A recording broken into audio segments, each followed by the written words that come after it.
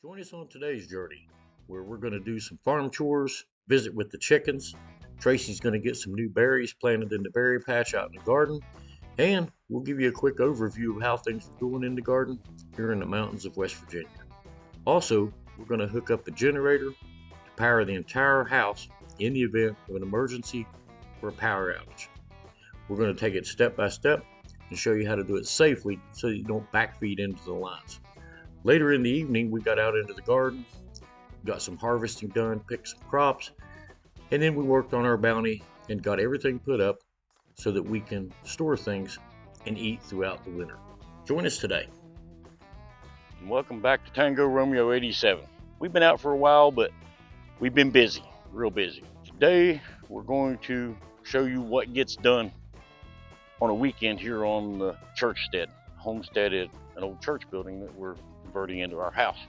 Y'all watched some of our earlier videos on the bus and well, and had a lot of comments about chickens in the background. Well, we didn't give up.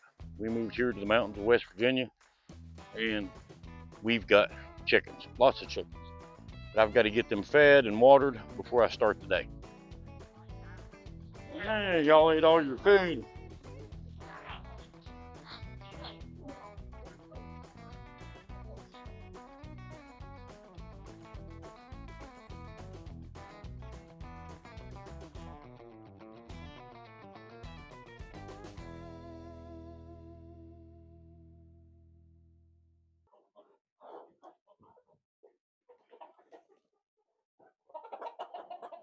The weirdest thing in the world is when you're out here in the mountains of West Virginia, surrounded by mostly camps, and you're just out filming, trying to show people what you're doing, and then you run into these other people that are out YouTubing, and it's like everybody's out doing it now.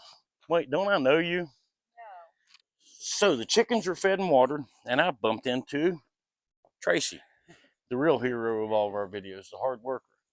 She is getting started on a project. Before I start our next one, I'll tell you about it, but you went and picked blackberries. I did.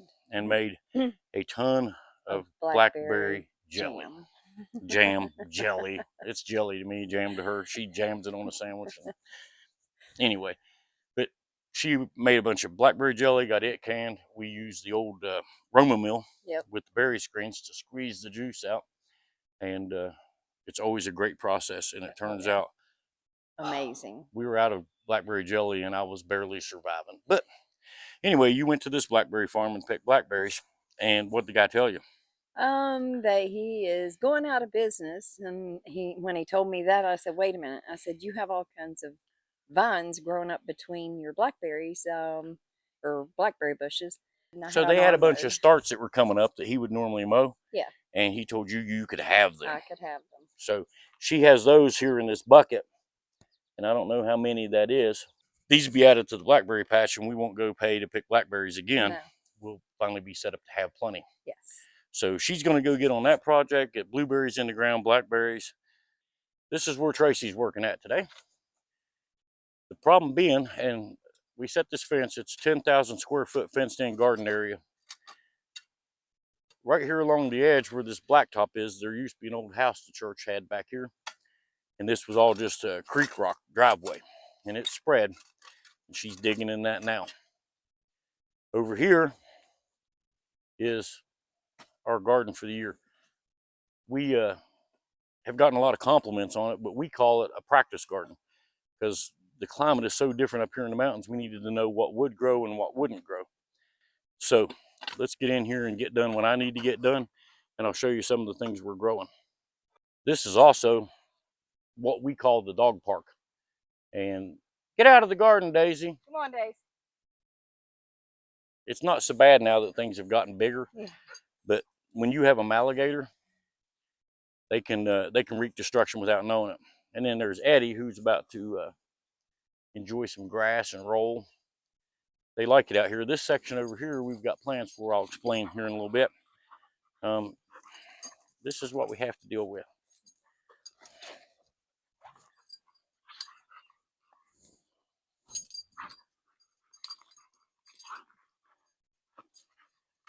Daisy, where's your ball? Where's the ball?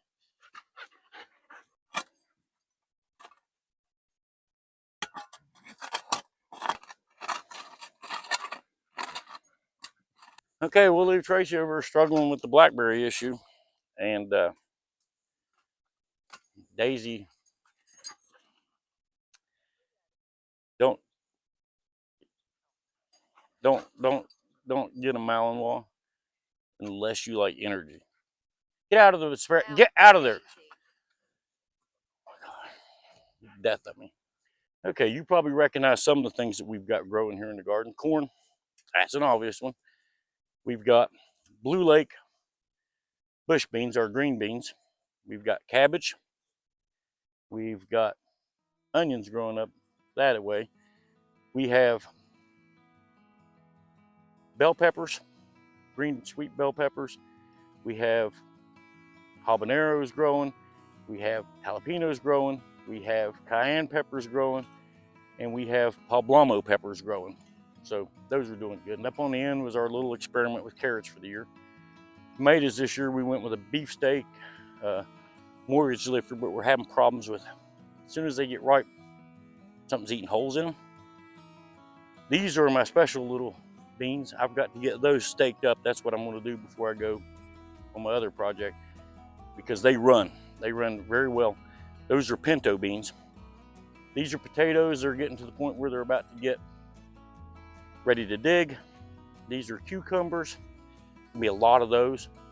We've got squash, zucchini, cantaloupe, and watermelon back there, and garlic on the far end. Over here, Tracy has sunflowers growing, raspberries. We have a canardly. Oh no, that's Eddie.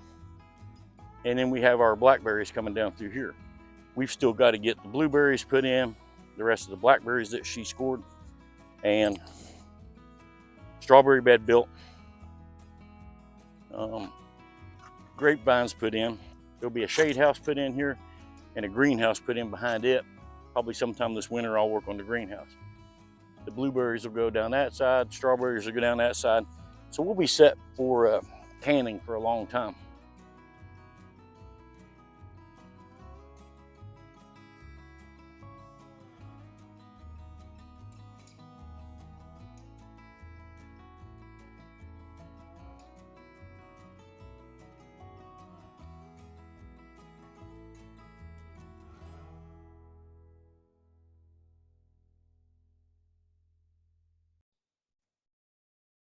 All right, so what's the step we're working on now, Trace? I got your beans staked up. Thank you. This step I'm working on is cardboard going underneath the blackberry bushes to keep the grass. Oh, so you're gonna mulch them in? I'm gonna mulch them in. It's kind of like no-till gardening, without no-till gardening, which we'd like to do one day. Okay. But she'll put this cardboard down and then cut holes and put the blackberries in the holes, and then cover the whole thing with a nice bed of mulch, which means we don't have to weed eat or mow around the blackberries. The cardboard will kill the grass underneath, and if it ever goes back through, just add more cardboard. And because we live in a world where everything comes from Amazon or beyond, you end up with a lot of cardboard. Yep. Well, I'm off to do other projects now. Okay. All right, as we already discussed, I'm going to start planting blackberry bushes today.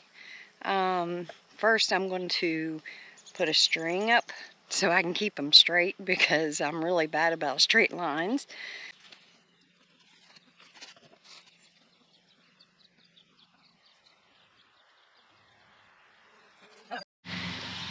Okay, as you can tell, I've got all the holes dug for the blackberries and I've got the cardboard down. Now I'm going to put dirt in each of the holes for the blackberry bushes, and then I'm going to mulch the whole thing to keep the grass from growing up around them. It's kind of long. Maybe it should have been wider, but I think I'll take my chances. Man, these bugs are bad.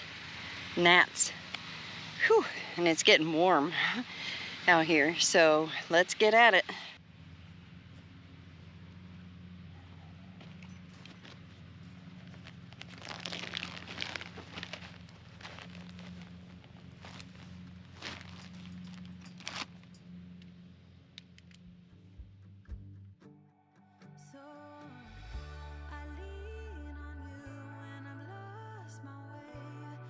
Keep holding on for a better day.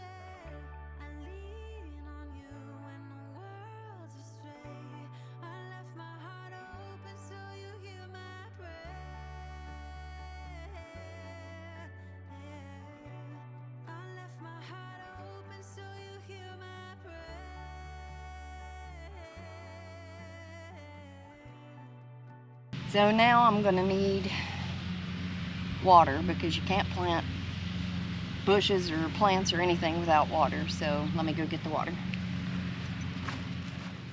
I was on my way to turn the water on and ran into my good old buddy. Tell me if you can see.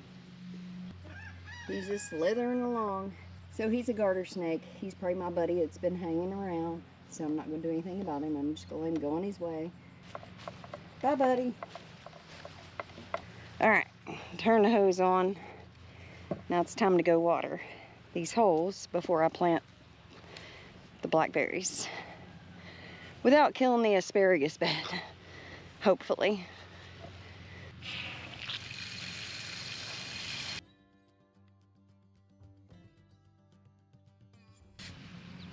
All right. So now we're going to get in this bucket and choose some of these blackberry bushes and get them in the ground.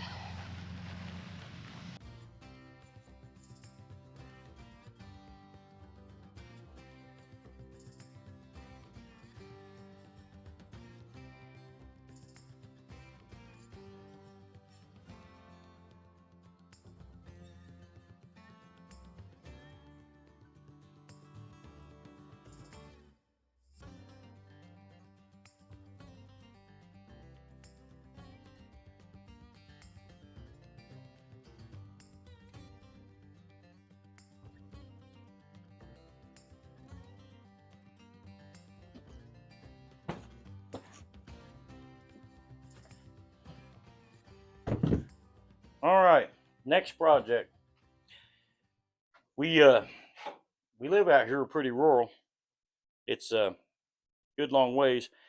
We got lucky the other day. A big storm came through, and our power went off and came back on. Right down the road, they went without power for 4 days.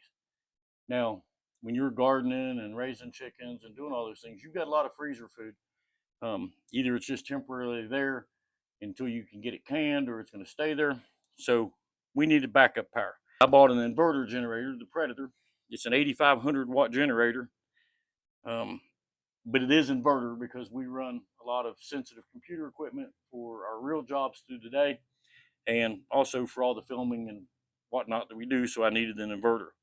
The project today is to get this thing connected where we can just power the entire house instead of running a few extension cords.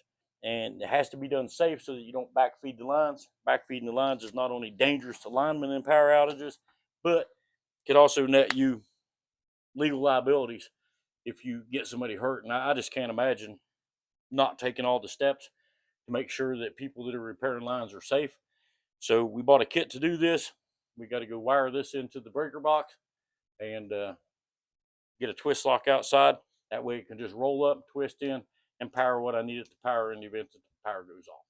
Now, to hook this generator up, we're going to use a few things. This is an outdoor box that has a 30 amp twist lock in it. And you saw the green cord out in the building. That'll go from the generator to this. This will be mounted to the house. From that, it will run an 8 gauge grounded wire instead of a 10 gauge for 30 amp. We're going to run 8 gauge because the generator will be providing most of the power. That Predator 8500 will go up to 59 amps. We don't plan to put that kind of load on it. Everything's going to be stopped at 30. This is a square D commercial 30 amp 240 breaker. This is essential to the project. And this is a little kit that we'll put in the breaker box where we cannot have the generator and the main power on at the same time. In order to turn the breaker on to allow generator power in, you'll have to slide this up. And to slide this up, the main breaker has to be off or this won't activate. So the next step is going back into that messy power room and seeing where the two breaker boxes are. That 100 amp box looks like, please don't judge me, I didn't do any of that. I'm cutting it out one by one. And this is the power center of the house. This is the old 100 amp breaker box. Now this is the new 240 box, or the new 200 amp box. If you don't know how power works, or if you're not comfortable, pay an electrician to do this job for you. These two lugs here, for those of you that have never been in a breaker box, they're hot. Even if I turn the main breaker off, those are hot power coming in from the power company. Unless you pull the meter, you can't stop those. So touching those two lugs are going to leave a mark that you will remember the rest of your short life. I've got to move all of these breakers down into that spot because I need a double space spot. The new 30 amp breaker has to go right here in order for this system to work correct.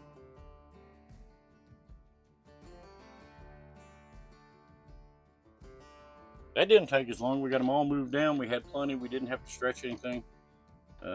Quick time lapse there. I thought it would take longer. So our next thing to do is to drill a hole.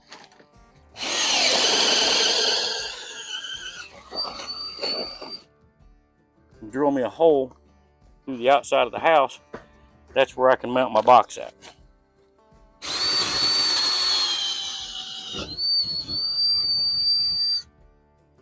And there we have a hole to the outside of the house.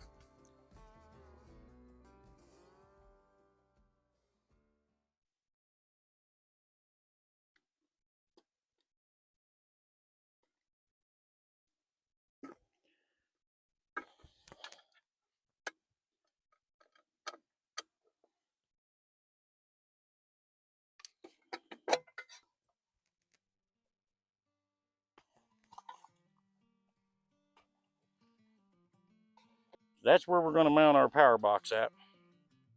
Get it leveled. We're going to mark our box. Pull it back off there.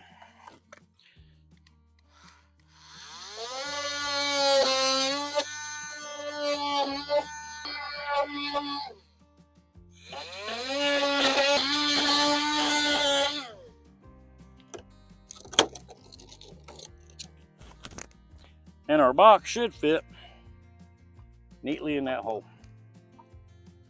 We'll check it.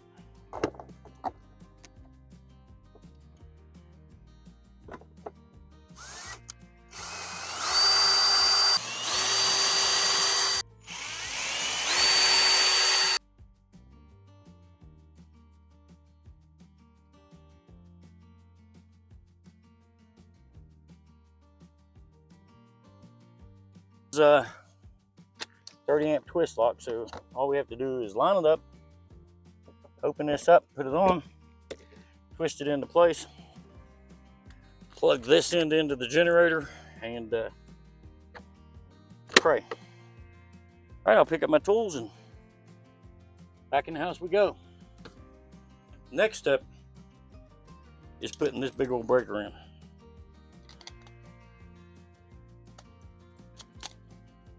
This has to stay in the off position until we get the safeties put on the panel.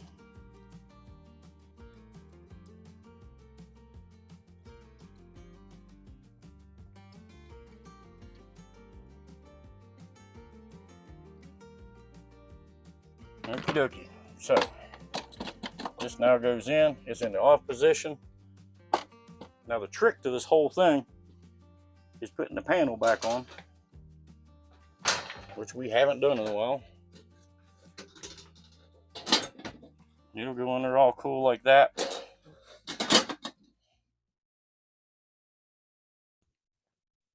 Okay, so all we need to do is get our generator.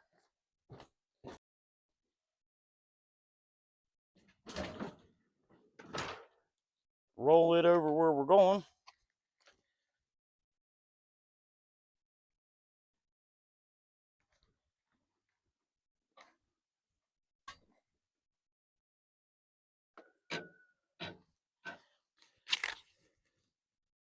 Let's hook up the twist locks.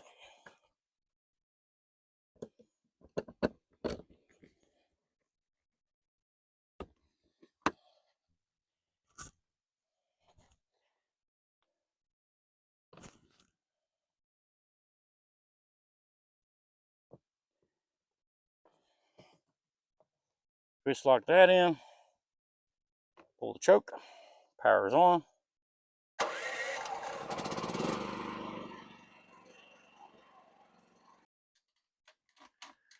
All right, it's a little bit dark in here, You can see good with the camera.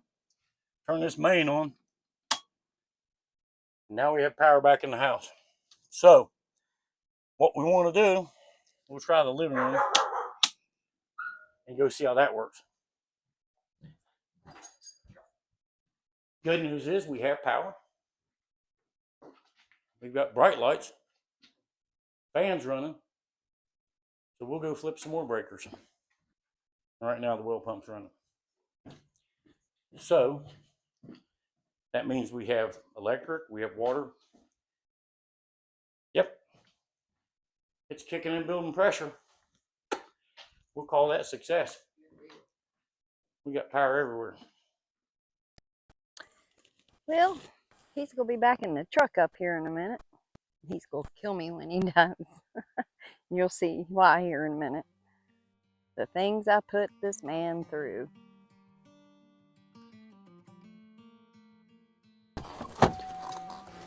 That's what's going to be the death of me. Is I'm just going to run to town and fill up a big 100-pound propane tank so that if you're canning, you don't run out. And you say, you know what, I'll go with you. Never again. Never again. Just fill up a propane tank, guys. Now I'll unload the truck. We want to pick up some mulch. Just so I can get down to the chicken feed, the chicken bedding, the propane tank, the corn.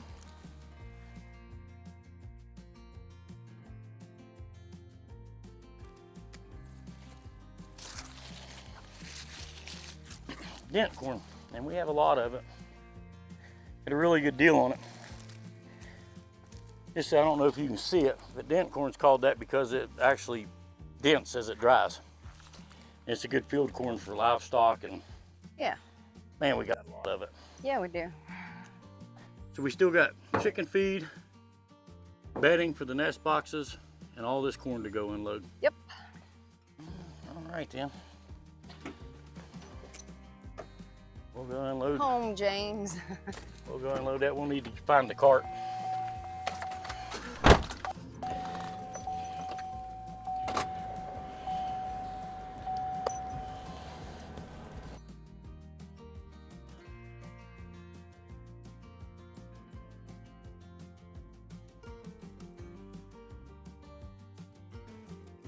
Hey, the garden cart is not by the chicken coop, it's right here.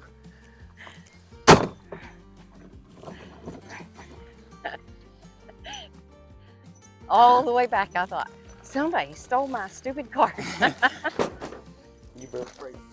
I know. Blaming innocent people. Well, you said that you never forget anything. Well, but I have a lot on my mind because I just went to get propane.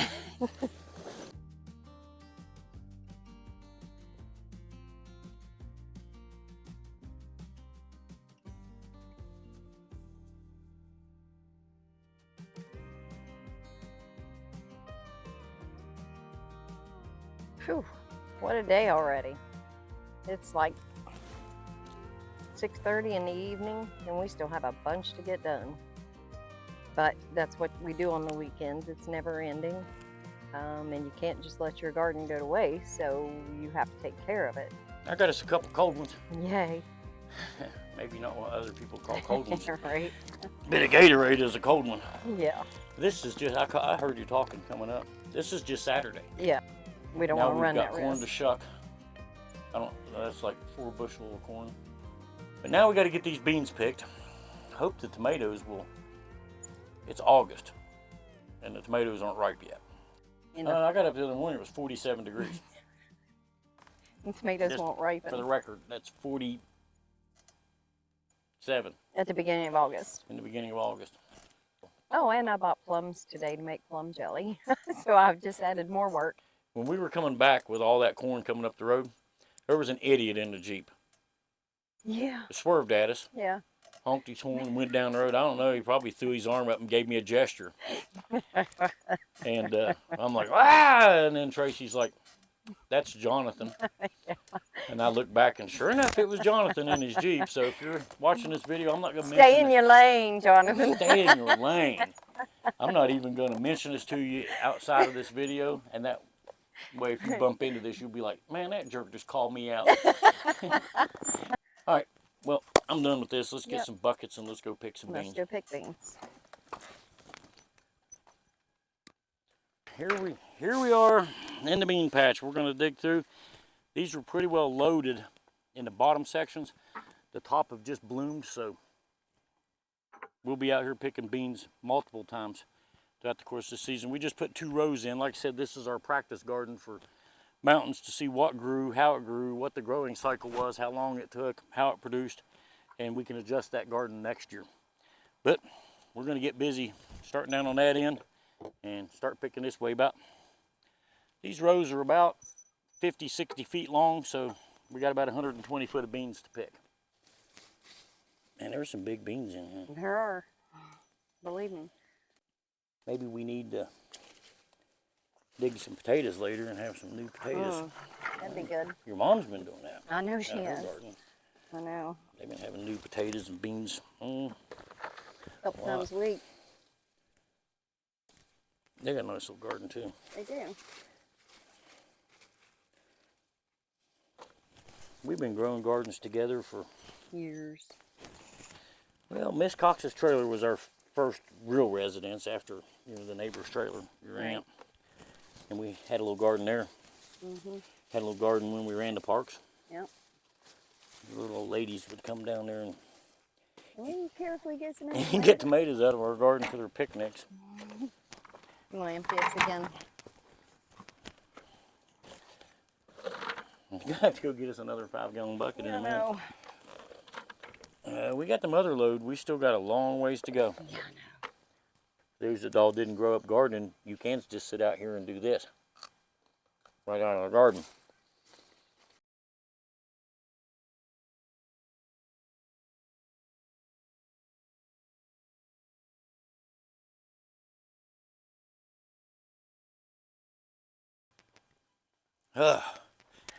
I'm done. We got about a third more of a row to go. Yeah, we do. How'd we? Oh my gosh. Yeah. Got 3 them all dumped 5-gallon buckets. in. 2 3/4 Yeah. to 10. About 13.5 gallons. And those are some good looking beans, guys. They are. I mean, Real good looking beans. look at these things. They're just a really pretty fat green bean, and we've got almost 3 buckets. If we'd have finished that row, we'd probably have 3.5 buckets. Yeah. But this will keep you busy canning tomorrow. Yeah. It will. But it's starting to get dark and there's Yeah, no the way. camera's not showing that, Yeah. but it's like street lights are on everywhere, Yeah. and it's starting to get dark. But the camera does a really good job of gathering light and telling people, hey, I don't know why them people in Tango Romeo quit so early. They got noon. It's not. It's dark, and I'm Yeah, tired. it's dark. That's hard on your back. Yeah, oh my it is. gosh. Yeah. These things are I 30-pound know. buckets. I know. Well, let's go put these up. Okay. We're cutting out here for the day. I'm beat. Yeah. I don't even know if the video came close to showing. Well, we didn't take the camera with us when we went to town and loaded all that corn and conversations there, and I'm tired. But that's it for tonight, guys. Good morning, everyone. Welcome back. We survived it. We slept really well last night. We got a lot of projects done yesterday. Today is not going to be a real busy day. Probably be pretty short to finish the video out, but I'm ready to get started. Yesterday I walked out without really explaining what was going on with the breaker box and how it worked to keep it safe. I've got the panel back on it. I drilled 3 holes and installed this plate. It's called a generator interlock plate. Now if I want to turn this generator switch on, I can't because this blocks it, and so it has to slide up in order for that to come on, but I can't slide it up because the main breaker's on.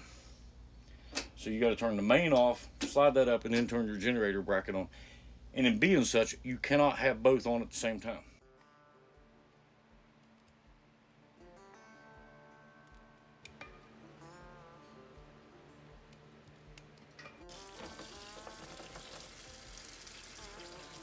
There's always something to be done on the homestead. Shucking corn, man, that goes back. I won't make y'all sit here and watch me shuck corn all day long, but when we get to putting this on the board, I'll show you how easy that is and what we do with it. I'm gonna check in on Tracy and see how she's doing on the can. Why don't y'all pull up a chair and come over here and shuck some corn with me.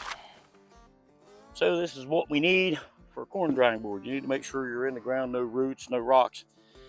You can use a hammer if you want to, or screws. We just do it this way because it's fast with the pass load.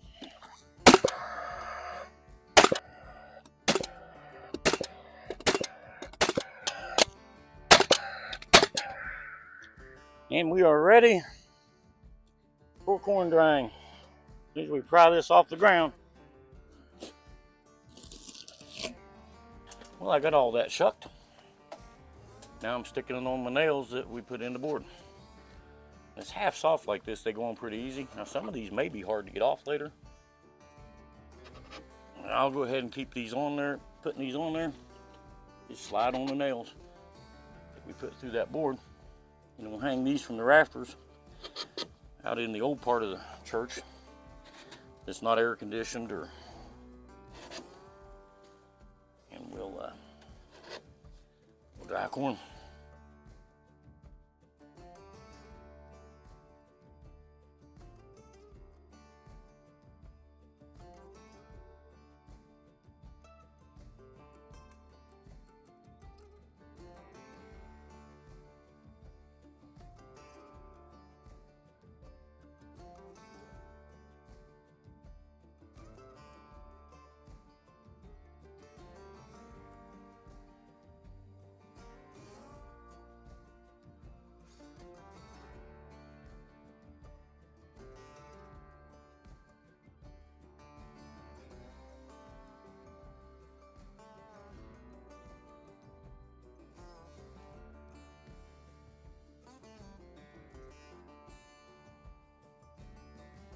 Now, I'm gonna check on Tracy. How's things going? Yeah, they're going. It's going. How many pints can you get in that big old All-American canner? 18 18 pints. You can stack them. Our kids bought us that canner. for Christmas. Thanks, kids. Yeah. Because it's been used. Yes, it has. As you can see, Tracy's making permanent work out of the temporary kitchen. It's a little bit of a crammed space, It works. but compared to what we had, Yeah. we used to have like a 2-burner propane stove in the back of the Yeah. church, a sink in the front of the church, a refrigerator in the middle of the church, and cooking a meal was a challenge. But I'm going to leave you to this. Tracy's got Another bucket to go in these. So she's already got 3 buckets processed, 3 Two. 5-gallon buckets, or 2 5-gallon buckets processed, and 1 more to go. And we will have a lot of green beans to eat. And we're not done picking. Oh no. But I think this is where we're going to end this video and say goodbye. And we'll catch you in the next episode. Tracy, take us out of here.